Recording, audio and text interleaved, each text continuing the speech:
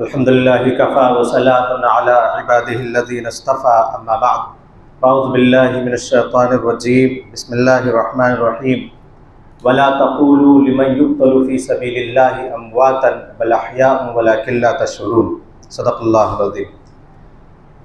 میرے محترم بزرگوں اور دوستو، اللہ تبارک و تعالی نے مومن کے اندر ایک جذبہ رکھا ہے شہادت کا، اور جس انسان کے اندر شہادت کا جذبہ ہوتا ہے وہ انسان کبھی موت سے نہیں ڈرتا ہے۔ حضرت خالد بن ولید رضی اللہ تعالیٰ عنہ کی مثال موجود ہے کہ وہ اتنے بڑے صحابی تھے اور جنگ کے میدان میں جب اترتے تھے تو دشمنوں کے چھکے چھوڑا دیتے تھے۔ مسلمان اس قدر مضبوط تھے، ان کا ایمانی قوت اس قدر طاقتور تھا اور اتنا مضبوط تھا کہ وہ چاہے لاکھوں کی تعداد ہو، ہزاروں کی تعداد ہو، لیکن وہ مرنے سے ڈرتے نہیں تھے۔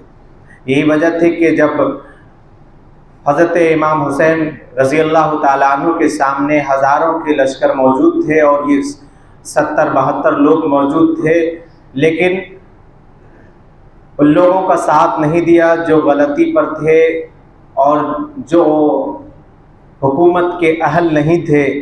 چاہتے تو اپنی جان بچا سکتے تھے، ان سے معاہدہ کر سکتے تھے، ان کے ہاتھ پر بیعت کر سکتے تھے، اپنی بہو بیٹیوں، اپنے بچوں، اپنی جانوں کو محفوظ کر سکتے تھے، لیکن مسلمانوں کا ایمان ہے کہ مرنے کے بعد اصل میں ایک زندگی ہے، وہ اصل ہے۔ یہ دنیا بہرحال فانی ہونی ہے اور ختم ہونا ہے۔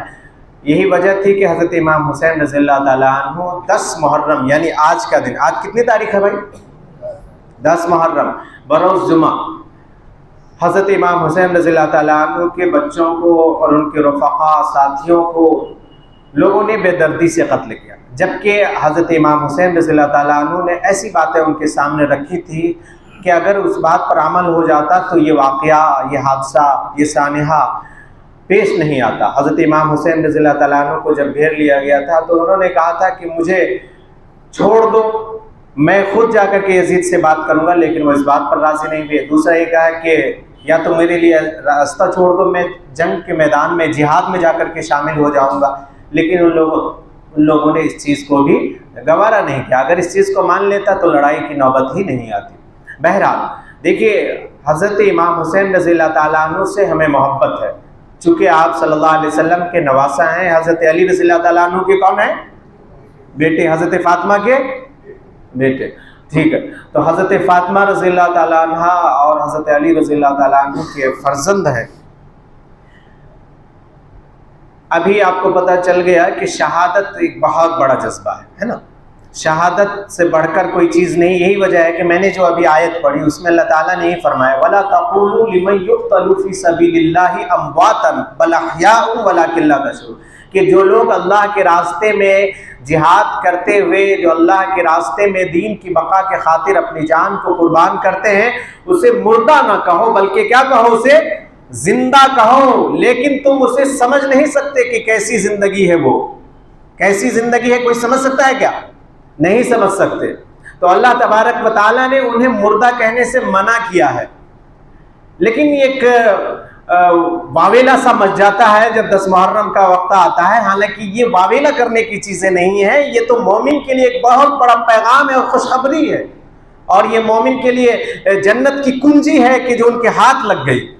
حضرت عمر فاروق رضی اللہ تعالیٰ عنہ کو لوگوں نے شہید کیا۔ حضرت عمر فاروق رضی اللہ تعالیٰ عنہ نماز کی حالت میں تھے اور ایک شخص آیا قتل کر دیا۔ حضرت علی رضی اللہ تعالیٰ عنہ فجر کی نماز پڑھنے کے لیے جا رہے تھے، لوگوں نے شہید کر دیا۔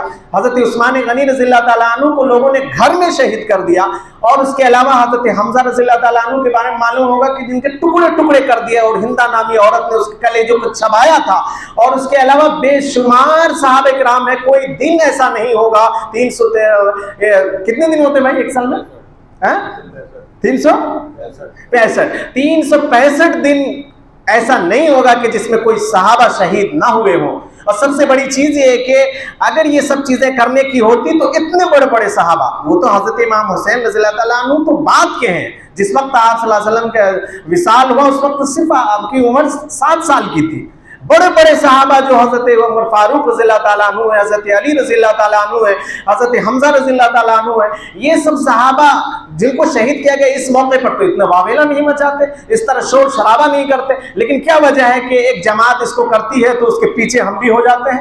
یہ محبت کی دلیل نہیں ہے۔ ہمیں یہ دیکھنا ہوگا کہ قرآن کیا کہتا ہے، حدیث کیا کہتا ہے۔ حضرت امام حسین رضی اللہ تعالیٰ عنہ کی وجہ سے اس دن کو کوئی فضیلت حاصل نہیں ہے، جیسا کہ عاشورہ کے دن روزہ رکھا جاتا ہے۔ یہ عاشورہ کا روزہ تو حضرت موسیٰ علیہ السلام کے زمانے سے ہی چلا آ رہا ہے۔ لوگوں میں غلط فہمی ہے کہ یہ روزہ جو رکھا جاتا ہے وہ حضرت امام حسین کی وجہ سے۔ حضرت امام حسین کوئی نبی ہے کیا؟ کوئی شریعت لے کر آئے ہیں کیا؟ نہیں نا، نبی کریم صلی اللہ علیہ وسلم آخری نبی ہیں، انہوں نے جو کہا ہے اس پر ہم عمل کرتے ہیں نا۔ تو حضرت موسیٰ علیہ السلام کو جب فرعون سے نجات ملی اور فرعون کو غرق کر دیا اور اللہ نے وہ منظر دکھلایا اور ان لوگوں کا ایمان بڑھا، تو اللہ تعالیٰ کے سامنے سجدہ ریز ہوئے اور شکر الہی کے طور پر انہوں نے روزے رکھے تھے حضرت موسیٰ علیہ السلام نے۔ تو آپ صلی اللہ علیہ وسلم کو جب پتہ چلا تو آپ صلی اللہ علیہ وسلم نے بھی روزہ رکھا، اور تو یہ نبی کریم صلی اللہ علیہ وسلم کی بھی سنت ہو گئی اور حضرت موسیٰ علیہ السلام کی بھی سنت ہو گئی۔ لیکن پھر بعد میں پتہ چلا کہ یہودی بھی رکھتے ہیں، تو آپ صلی اللہ علیہ وسلم نے کہا کہ یہودی سے مجھے مشابہت اختیار نہیں کرنی ہے۔ اب دیکھ لیجئے کہ دین کے معاملے میں بھی یہودی سے مشابہت اختیار نہیں کر رہے ہیں۔ آپ صلی اللہ علیہ وسلم نے کہا کہ اگر وہ بھی روزہ رکھتا ہے تو میں اگلے مرتبہ 9 یا 10 یا 10 یا 11 یعنی ملا دوں گا تاکہ اس کے ساتھ مشابہت نہ رہے۔ وہ ایک رکھتے ہیں، ہم 2 رکھیں گے۔ تو یہ حضرت موسیٰ علیہ السلام کے دور سے ہی چلا آ رہا ہے۔ اور اسی طرح سے اس مہینے کو اللہ تعالیٰ نے حرمت والا، عزت والا اور برکت والا بنایا ہے، لیکن لوگ اسے منحوس سمجھتے ہیں۔ حضرت فاطمہ رضی اللہ تعالیٰ عنہ، حضرت علی رضی اللہ تعالیٰ عنہ کی شادی اس مہینے میں ہوئی، لیکن لوگ ہیں کہ اس میں شادی کرنا مایوس سمجھتے ہیں اور غلط سمجھتے ہیں۔ یہ تو برکت والا مہینہ ہے، اور اللہ تعالیٰ نے تو قرآن کریم میں پہلے ہی فرما دیا۔ آپ کو معلوم ہوگا کہ اللہ تعالیٰ نے اس دنیا کے بنانے سے پہلے 50,000 سال پہلے قلم کو بنایا تھا۔ 50,000 سال پہلے دنیا میں سب سے پہلی کون سی چیز اللہ نے بنائی تھی؟ قلم بنایا تھا، اور قلم سے کہا تھا کہ سب کچھ لکھ دے۔ تو قرآن کریم بھی اسی وقت لکھا جا چکا تھا۔ قرآن کریم خود کہتا ہے کہ ہم نے 12 مہینے بنائے ہیں، اور اس 12 مہینے میں 4 مہینے کو ہم نے عظمت والا، بزرگی والا بنایا۔ اس میں سے ذوالقعدہ اور ذوالحجہ اور محرم اور رجب ہے۔ تو محرم کو تو اللہ تعالیٰ نے حرمت والا مہینہ بنایا ہے، اور لوگ اس کو مایوس سمجھتے ہیں، اس کو برکت والا بنایا۔ آپ صلی اللہ علیہ وسلم نے فرمایا کہ رمضان کے روزے کے بعد سب سے زیادہ بابرکت روزہ جو ہے وہ محرم کے مہینے میں روزہ رکھنا ہے۔ جیسے کہ نفل نماز میں سب سے زیادہ بابرکت نماز جو ہے وہ تہجد کی نماز ہے، اسی طرح سے روزوں میں فرض روزے کے بعد محرم کا روزہ۔ تو یہ تو انتہائی خوشی کی چیز ہے، نہ کہ یہ ایک طرح کا کپڑا بنا لینا اور اس کو مایوس سمجھنا۔ یہ شریعت نہیں کہتی ہے۔ ماتم وغیرہ کرنا یہ بالکل بھی جائز نہیں ہے، سوگ منانا بالکل جائز نہیں۔ ایک عورت کا جب شوہر انتقال ہو جاتا ہے تو اس کے لیے اجازت ہے کہ وہ 4 مہینہ 10 دن اپنے شوہر کے لیے کیا کہتے ہیں تھوڑا سا کیا کہتے ہیں ایک کونے میں بیٹھ کر کے عدت گزارے بس۔ اور اس کے علاوہ اگر آپ کے کسی رشتہ دار کا انتقال ہو گیا تو آپ 3 دن تک صرف اس کا سوگ منا سکتے ہیں، تھوڑا بہت۔ اس کا مطلب ہرگز یہ نہیں ہوتا کہ واویلا مچائیں، شور پٹے۔ آپ صلی اللہ علیہ وسلم کی بے شمار حدیث موجود ہے، بلکہ خود آپ صلی اللہ علیہ وسلم نے حضرت فاطمہ سے کہا کہ جب میرا وصال ہو جائے تو تم میرے وصال کر جانے کے بعد اپنے سر کو مت پیٹنا، اپنے بالوں کو مت نوچنا، نوحہ مت کرنا، ماتم مت کرنا۔ اور خود حضرت حسین رضی اللہ تعالیٰ عنہ جب کربلا کے میدان میں شہید ہو رہے تھے، اس سے پہلے جو منظر دیکھا تو اپنی بہن سے کہا کہ زینب رضی اللہ تعالیٰ عنہ سے کہ میرے اس شہادت کے بعد تم کوئی ایسا کام نہ کرنا کہ جس کو نبی کریم صلی اللہ علیہ وسلم نے منع کیا اور تم اس کو کر دو۔ تو یہ وہ چیزیں ہیں کہ جس کو جاننا ضروری ہے، نہ کہ ہم دوسروں کے رنگ میں رنگ جائیں، ایسا نہیں رنگنا چاہیے۔ من تشبہ بقوم فہو منہم، کی جو شخص جس کی مشابہت اختیار کرتا ہے وہ انہی میں سے۔ ہمیں دوسروں کی مشابہت اختیار نہیں کرنی چاہیے۔ ہمارے پاس تو قرآن ہے، ہمارے پاس تو حدیث ہے۔ اللہ تعالیٰ کہتا ہے صبغۃ اللہ ومن احسن من اللہ صبغہ، کہ اللہ کے رنگ میں رنگو، دوسروں کے، غیروں کے، یہودیوں کے، نصرانیوں کے، کافروں کے رنگ میں مت رنگو۔ اگر رنگنا ہے تو اللہ کے بتائے ہوئے احکامات پر رنگو، رسول کے بتائے ہوئے تعلیمات پر رنگو، تب جا کر کے تمہیں کامیابی ہوگی۔ تو آپ کو سمجھ میں آ گئی کیا چیزیں جائز ہے اور کیا چیزیں جائز نہیں ہے؟ تو اس لیے میرے بھائیوں، ہم اور آپ کو چاہیے کہ ہم معلوم کریں کہ شریعت اس سلسلے میں کیا کہتی ہے.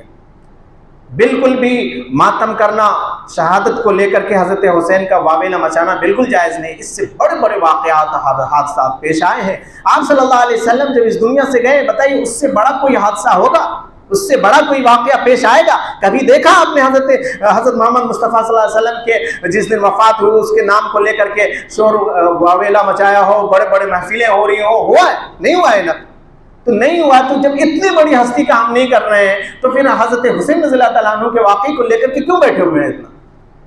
ہمیں یہ تعلیم اس سے البتہ ہی ملتی ہے کہ ہمیں حق کے سامنے ڈٹ کر کے مقابلہ کرنا ہے، باطل کے سامنے اپنے سر کو نہیں جھکانا ہے. نمازیں ہمیں پڑھنی ہے کہ جو حضرت حسین نماز کا وقت ہوا تو نمازیں پڑھ کر کے اس دنیا سے گئے، نماز کو قضا نہیں ہونے دیا. لیکن ہم کیسے مسلمان ہیں کہ ہم تو محبت کے دعوے کرتے ہیں، اہل بیت سے محبت کے دم بھرتے ہیں، لیکن نماز ہم سے پڑھا نہیں جاتا. نماز پڑھنے کے لیے ہم مسجد کی طرف آتے نہیں ہیں، نہ گھروں میں نماز پڑھنے کے لیے اپنی بیویوں کو کہتے ہیں، اپنے بچوں کو کہتے ہیں. ان کا بچہ بھی کیسا تھا، ان کا بھی بیٹا کیسا تھا، ان کی بیویاں کیسی تھی، ان کو تو دیکھیں. ان چیزوں کو ہم فالو نہیں کرتے. بس یہ وہ شور شرابہ جس میں ہو اس میں چونکہ من لگتا ہے، اور شیطان بھی بڑا اچھا ہے، اس میں حلیہ بنا کر کے پیش کرتا ہے، دل کو بھاتا ہے، اس لیے اس میں لذت آتی ہے، اس سے مزہ آتا ہے. نماز پڑھنے میں اسے مزہ ہی نہیں آتا، نماز پڑھنے میں اسے لذت ہی نہیں آتی. قرآن کبھی کھول کر دیکھتا ہی نہیں. اذانیں ہو رہی ہیں، چاروں طرف سے اذانوں کی آوازیں گونج رہی ہیں، لیکن اسے کوئی پتہ نہیں. لیکن وہاں جو ڈھول ڈلا چاروں طرف سے گھیرے ہوئے ہیں. یہ عجیب کیفیت طاری ہو چکی ہے. اللہ سے دعا کریں کہ اللہ تعالی ہم سب کو کہنے سننے سے زیادہ عمل کی توفیق